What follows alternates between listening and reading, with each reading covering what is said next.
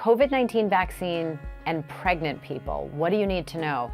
Data from the beginning of this pandemic show us that pregnant people face higher rates of complication, not infection from COVID-19, but if they do become infected, higher rates of complications requiring ICU admission, ventilatory support or intubation, being put on a breathing machine, higher rates of preterm delivery. That, of course, has its own subsequent set of risk factors for the fetus and for the newborn.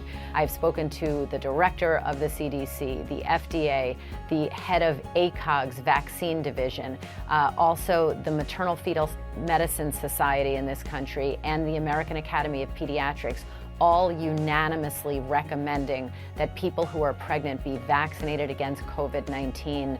Pregnant women were not initially enrolled in clinical trials.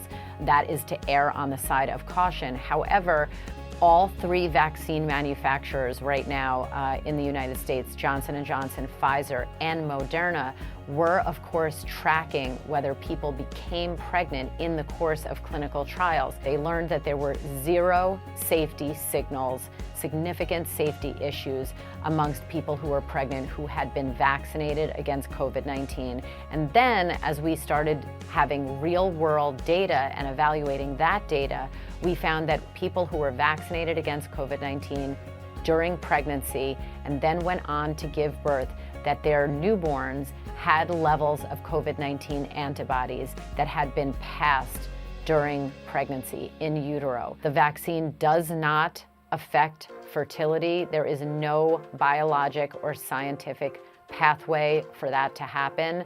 If someone is pregnant and they qualify for a booster, those boosters or initial COVID vaccines can be given in all 3 trimesters, and they can also be given if a woman is breastfeeding.